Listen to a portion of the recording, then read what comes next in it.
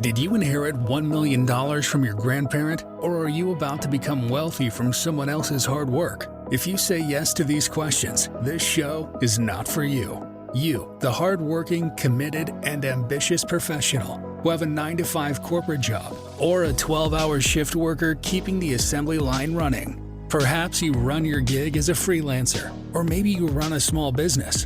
You are in the right place. Welcome to the Career Evangelist Podcast, where you get your weekly tips, ideas, strategies, and inspiration to find purpose in what you do so you can build a career you are passionate about and live a fulfilled life. Here is your host, Bola Alabi.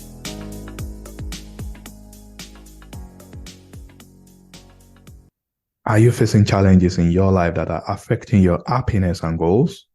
Whether you are dealing with mental health issues like depression or anxiety, or simply going through a tough time, therapy can provide valuable tools to help you navigate life. Today's sponsor, BetterHelp, is on a mission to make therapy more accessible and affordable. They understand that finding a therapist can be challenging, especially when limited to local options. BetterHelp offers an online platform that matches you with a professional therapist in just a few days after answering a few questions. Signing up and getting matched with a therapist is easy. You can find a link in the show notes at betterhelp.com/thecareerevangelist. By using this link, not only do you support this podcast, but you also receive a 10% discount on your first month with BetterHelp. Take this opportunity to connect with a therapist and explore how it can benefit you. If you are going through a tough time, consider online therapy with BetterHelp. Click the link in the show notes or visit betterhelp.com/thecareerevangelist. Thank you, BetterHelp, for your support of this podcast. Hello, everyone. Welcome to another episode of the Career Evangelist podcast. And today is a special one because I have a special guest with us. We have Chris Joyce. Chris is a founder of 24 different companies. He's a serial entrepreneur, and he has founded companies in the high-tech, consumer goods, health, and manufacturing sector. Now, Chris created a company called Gusher, and with Gusher, he's helping entrepreneurs create and launch startups. So we are going to be hearing from Chris about starting a business. You are going to learn about the challenges and, of course, also the opportunities involved in that space. Without further ado, I'm going to bring in my guest, Chris. Hey, Chris, what's up? How are you doing? Hey, Paul, I'm doing great. How are you doing today? I'm doing well. Thank you very much for joining us today. Well, I did a little bit of intro telling my audience about you. You are an entrepreneur. I'm sure you love all the intricacies involving starting a business, right? I want to hear from you. All my audience would like to know you. Can you please introduce yourself, let them know you, what you do, and what they are going to learn from you today?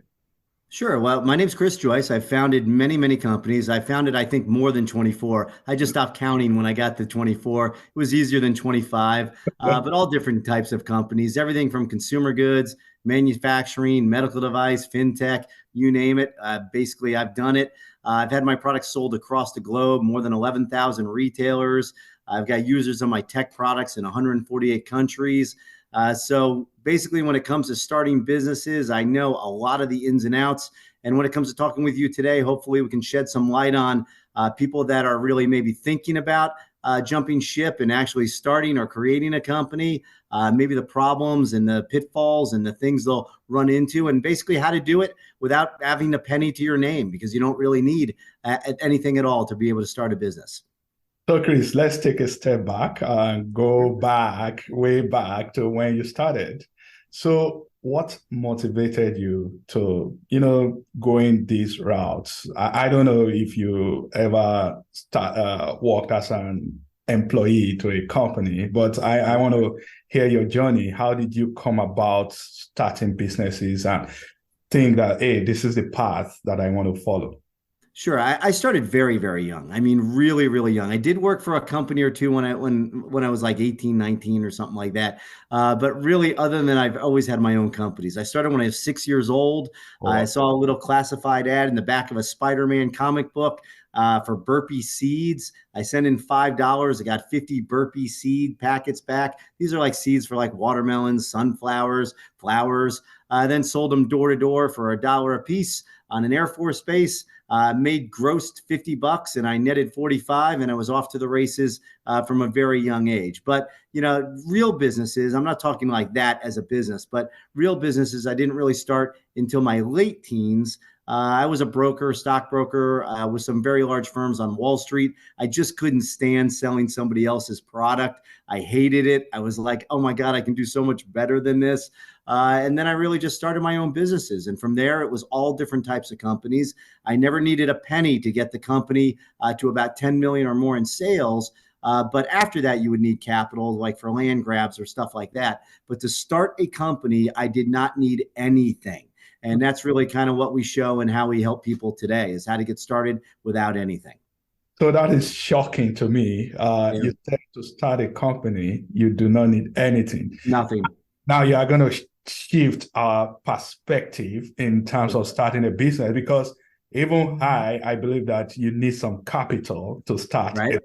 But we are going to learn from you because you've done this on several occasions with multiple businesses. But before that, how do you decide or determine the type of business you want to go into, especially considering the fact that you are into different industries? So that's something. Well, think of it this way. Let's say you're a person and you have a 9 to 5 job or maybe an 8 to, I don't know, 6 or 7 job these days. But let's say you have this job. But, and I just did a post this morning about it being Monday. And if you wake up with that feeling on Monday morning, that feeling of dread, like, oh my God, this isn't who I am. I don't want to go to the office. I don't want to do this. And it brings that kind of sick feeling to you. And you hear that little voice in your head saying, oh my God, stop doing this, try something else, try something better. Well, that's the first step. I mean, you have to have something where you don't necessarily like what you're doing and you feel compelled to do something else. You have that little voice inside you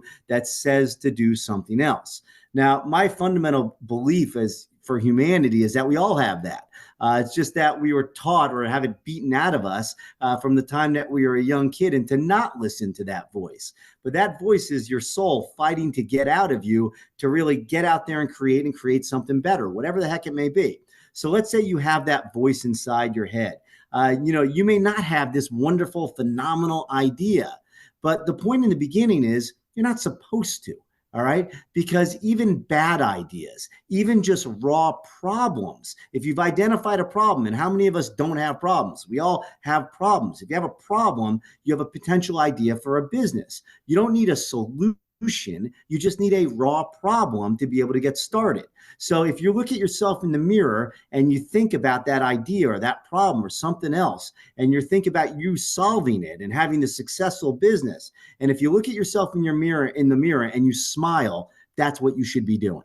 All right. If you're sitting there and you're cringing, you go, oh my God, don't be doing it. But if you go to sleep at night, it's the last thing on your mind. If you wake up in the morning, it's the first thing in your mind. If you go to the bathroom and you're thinking about it, if you're eating lunch and you're thinking about it, if you're in conversations and you're thinking about it, that's pretty damn a good sign that that's what you should be doing. Because most people that start a business, it's never what you start out doing. That's just a step. So you don't think to yourself, hey, I need this great idea. I need this phenomenal thing already created. No, you just need a problem. You'll figure out the solution as you start building the company. Oh, that's awesome. And there are so many things you packed right in there. But I will start unpacking them. Sure. The first thing that I want to talk about, you mentioned that inner voice, and I completely agree with you, Chris. We all have that inner voice. Sometimes maybe people call it gut feeling, right? Absolutely. Sometimes most people don't listen to that inner voice, right? They just, maybe for fear, maybe they've got burnt in the past. Sure. Maybe I want to now hear from you. What are some ways, or how can we train ourselves to listen more to that's our inner voice or gut feeling, as we may call it? Sure. Well, that inner voice, when you start to realize, and I do mean this in a serious way. And let me tell you a quick story. All right. So my real father abandoned me at our family at a very young age. All right. So later in life, we met up again and we're never close or anything else. But on his deathbed, I went out to go ahead and see him because, well, I just didn't want that cycle or anything to continue. So I'm sitting there, obviously meeting him, and he's dying on his deathbed. And when I tell you that this guy had massive regrets, and they weren't necessarily about family, they were about not doing what he felt he should have been doing, about not listening to that inner voice, is basically in my own words. And so when a person really understands that they're going to have to pay that price at the end of their life if they don't follow that inner voice, if they don't listen to that inner voice, that's a big price to pay. It's something that you swallow down. And I think that really, it's one of those things you have to learn to cultivate. It's something that you have all these outside voices and even inner voices that tell you, no, no, no, don't listen to it. Don't listen to it. But there's only one voice inside you that is saying, yes, you can do this. It doesn't have all this supporting cast behind it. It doesn't have all these other people telling you can do it. And that one thing determines your character. That's it. That right there, the ability to do what you should be going after. And I don't think there's anything higher as a human being that you can do. I think that's literally why we are here, to actually do and listen to that little voice saying that you can do whatever it is that it's telling you that you can do, so long as it's a good thing, Oh, I like that. So out of all your businesses, which one would you consider your most successful one, and maybe why? Yeah, sure. I've had businesses generate a lot of sales volume, but I think the current one is really the most successful because, as you get older, it's not necessarily 100% about money. It is, trust me, because that's the yardstick. But for us, it's also the impact that we have upon people. Because what I have right now with Gusher, we have more than 300 companies across the globe, every different vertical. But it's not just having those companies, it's the impact that you have upon the people's lives, and then the customers' lives, the team's lives, the investors' lives at certain stages. So it has a ripple effect that just really doesn't stop. And so I definitely would say it's Gusher, what we're currently doing. Oh, that's awesome. So now, when we talk about business, what are some challenges that you've seen that people struggle with when starting? Sure. This morning, I was in a call with a founder, right? And this was a founder that's been a founder for about a year and a half. He's got a company already past the creation stage, has product, been in the market, everything else, and is there. And he got into a meeting before me with a buyer for a retail chain, all right? And he was notified that he was 18th out of 18 products in this channel in terms of sales volume. So in other words, he was on the bubble. They were going to get rid of him and everything else.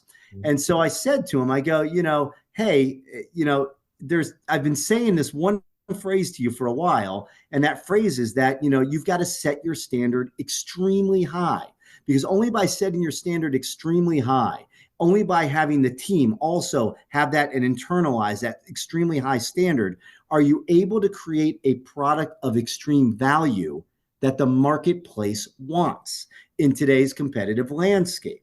So you have to set a very, very high standard for creating value and bringing it to the customer. And then hopefully you end up winning. So number one, I'd say with founders in the very beginning is learning to set that high standard for themselves and holding themselves accountable. Because in the beginning, they're the only person to hold that standard. They are the only person to hold themselves accountable. So what does that mean? That means that when it's gray outside and cold outside and yucky, you still go do what needs to be done. It means that even if you don't want to, it means if you're sick, you go do it. It means if it's sunny and other people are doing it and they're out partying, you're not. You're doing what needs to be done in those beginning stages to get that flywheel going, whatever the hell it takes, so that it can take off itself. And so setting the standard high is extremely important. No, I do agree with that. So now let's talk about Gusher. Sure. You help entrepreneurs to start their business. How does that work? What do they have to do? Gusher is a platform to launch companies without the need for capital, without the need for investors. So people apply to join these companies in exchange for performance-based equity, meaning they get a piece of the company. But they don't get anything unless the company is able to succeed. And that includes us. We don't get anything. We don't charge anything. We get a piece of the company only if you succeed, so that we're all rowing in the same direction to make that company happen. And so what I usually say to founders is, imagine that you had $1 million or $2 million in your bank account right this second. What company would you build? How would you build it out? And then Gusher that, because we do it all day, every day. Everything from B2B, B2C, B2B2C, B2G even, consumer goods, manufacturing, SaaS, fintech, AR, VR, AI, gaming, medical devices, prop tech, you name it, we've got it. But more importantly, with our system, we've got greater than an 80% success rate where these companies become either self-sustaining and or raise larger capital. So with us, it's really performance-based, and we make sure that everybody has a vested interest in what they're doing. And we give birth to companies left and right every day. Awesome. So I like to break it down because, again, you put so many things in what you just said. So an entrepreneur out there wanting to start a business, come on Gusher platform, put his idea there, or whatever you want to start, then investors on the platform, they will come in and be like equity owners in the business. Nope. Okay. So think of it this. So imagine this. If you had money for your business, right? Yes. What is the number one thing that capital is spent on? It's not marketing. It's not real estate. What is it spent on? So I'm creating a software product, or I'm creating a consumer goods. So I'm creating, I don't know, I have in front of me a new wallet. All right. What you're going to need is it's spent on people. All right. So people is what helps make that company. You may need industrial designers, front-end developers, a chief technology officer, chief marketing officer. You need creative director, social media, biz dev. Well, in order to get those people onto your team and you're starting a regular company, you need all these funds. You would need to have revenues already. You would have a burn rate like venture capital. And chances are about 90% you'd go out of business. All right. With companies that we form, people join your company in exchange for equity, but they help you leapfrog generational development so that you create a self-sustaining company from the very beginning. So if I have an idea for a new drink, all right, I would need a product formulator. I would need a packaging designer. I need a manufacturer. I need maybe a chief scientist, a marketing officer, all these different roles. What I would do is recruit them into my company, and then I'd be able to get that company going from there. First step is recruiting your team and getting them on board. Awesome. So in that case, I'm thinking there will be two categories of people.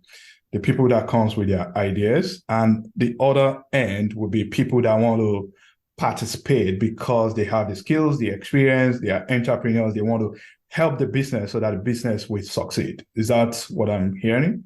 Absolutely. So what happens is we've got founders on one side of the coin and team members on the other. So people apply. It's not really transactional though. It's more like internet dating. So people get involved with the companies or the ideas because they're what we call VIM, V-I-M, the vested interest market, VIM.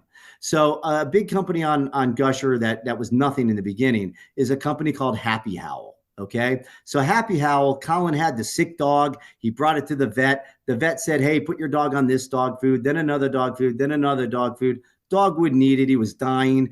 So he went ahead and hacked his own dog food together over 2, 3, 4 months. Okay. So suddenly he goes ahead and his dog starts coming to life over 3, 4, 5 months. And he says, I want to start a dog food company. All right. Bola, I don't know what you know about dog food companies, but they are a vicious industry, vicious, okay? Been around for more than 100 years. They don't give up real estate easily. It's an extremely capital-intensive business, all right? So I said, sure, let's start a dog food company. So he goes ahead, brings in this, and I won't tell the whole story. He brings in the second team of people and I won't tell you the first team. The second team of people that he brought in a year and a half later, they're worth more than 10 million. They're growing 30% month over month. They got national distribution, CVS or Walgreens or something like that. But this team had something in common. I want you to think like an 8-year-old, okay? That a team should have if you're gushering the company. This is a dog food company. If I ask an 8-year-old what they had all in common, what do you think they would say? All his team members. So what type of dog food or what type of dog or They something? all had dogs, okay? They didn't have kids. They didn't have children. They were dog parents. They ate dog, breathed dog, lived dog, Oh, pooped dog. They were dog zealots. So the teams that come together on Gusher are people that are zealots for that specific dog. idea. And Yeah. so that's how you create and launch a company without anything. You build it with zealots, these key people that help get it going. Hey, Chris, I love the idea. So this is, when you are explaining it, it's sounding like Shark Tank. And I know maybe Shark Tank is on the other high end, but it's something similar in my opinion. So, guys, if you are thinking about starting a business, you better gusher it. And I like the fact that you are saying gusher in the business. Sure, That's good. So people should gusher it. Um, definitely. so right now, like how many businesses are you guys supporting, or how many Sure. businesses are on the platform generally? We've got more than 350 companies across the globe, everywhere. All of them are US based corporations, even though we have founders all across the globe. Okay. So you don't have to be a US based founder. You can go ahead and create a US corporation. You're up and running, and no problems whatsoever. Most of our teams, about 80% of them, are international. So they're all over, all different time zones, all different products, everything you can possibly think of. Really, I mean, everything from manufacturing to CPG companies to medical devices, electronic devices, a ton of companies. Oh, I like that. I like that. Now, what's your overall vision for this Gosha? Good question. So you got to think of it this way, all right? So we fundamentally believe that talent is spread evenly across the globe, but opportunity is not.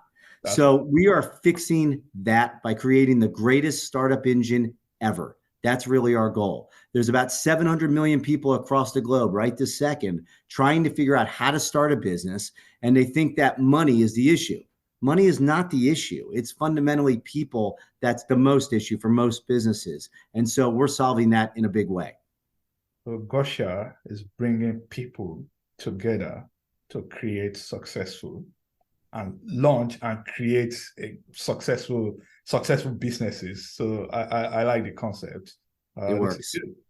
Now, Chris, in terms of, because for my listeners, most of Sure. them, they are career people, wanting to start their own business. How can they leverage the Gosha platform? Yeah, well, think of it this way. The one thing is they can stay and keep doing what the heck they're doing as they go ahead and come into Gusher and just simply start building. A person can be on Gusher and up and running in as little as 5 minutes, or they can take 9, 10 months if they wish. I mean, it's up to them. We've seen both different examples and everything in between. To physically get a company up and running and going on Gusher, like with a fully fleshed out team and everything else, it depends. But the average team comes together in about 4 to 6 weeks. With us, what we do is we hold their hand every step of the way. So it's something that they come into Gusher, they start building their startup draft, then we jump in, we show them the good, the bad, the ugly, what works, what doesn't work. But then we hold their hand every step of the way as the company grows until about the $10 million in sales level. So above that, we kind of we don't really go into too much because it becomes standard. But from 0 to 10 million, that's our strong suit. That's really where we play in the sandbox the best. Oh, so good. So, Chris, as we are bringing this to a close, Sure. I must tell you that I found this episode really, really useful, informative, because I know definitely more people, they will want to, check out your platform to see how they can, participate, whether as a founder or as the team, as you Yes. said. So, where can they find you? How can they connect with you? Sure. One place is the best. That's just going to Gusher at gusher.co, Gusher.co, gusher.co. Okay, that's awesome. Now let's get to know you a little bit more. So when you are not involved in, business management or starting up a new business, what else do you enjoy doing, Chris? I As basically have, hobby. Yeah. yeah, sure. I mean, I have 3 kids. I don't really have hobbies at all. I have 3 younger kids. 15, 12, and 10. But we do something together. We lift weights religiously. It's something we always do. So my oldest one came to me about a year and a half ago. We lift weights, and we lift heavy weights. So we don't take it as like, oh, this is just a basic workout. We take it pretty damn seriously. So other than lift weights and being married to a very smart redhead, that's about it. That's all I do. That's all I have time for. It's so funny that you mentioned lifting weights. I took my son to the gym on Saturday and we went there to lift weights. For me, that was after about 3 months. So on Sunday, when I woke up, all my body were just aching. So I don't look forward to lifting weights at all. Do you remember what I said about setting the standard earlier? Yeah. Well, when my oldest son came to me, this was about 18 months ago, he said, hey, I would like to lift weights with you. I'd like to go it. And I said, well, there's two things. One, you have to commit to it for at least a year. All right. You have to commit to it for at least a year, because then that will lay the base. And then it doesn't matter what you do. You'll always be able to have muscle memory, know how to do it and everything else. I go, number two, you have to get up with me at 5 a.m. and do it every damn morning. Right. And sure enough, he did it. All right. And his body looks so dramatically different. If I showed you, you'd be like, oh my God. But that's what it takes. Consistency over a period of time, and having the discipline to do that day in and day out. And that's what we need in almost everything in our life. So finally, Chris, I always like to motivate my audience, my listeners, and let my guests do the motivation for me. So I want you to help us for people out there that have had that belief that, hey, because of lack of capital, I cannot start a business. What do you want to tell them to motivate them so that they can take that first step? I'd say this. You have to ask yourself one fundamental question. Is the universe a sane place, or is it an insane place? What do I mean by that?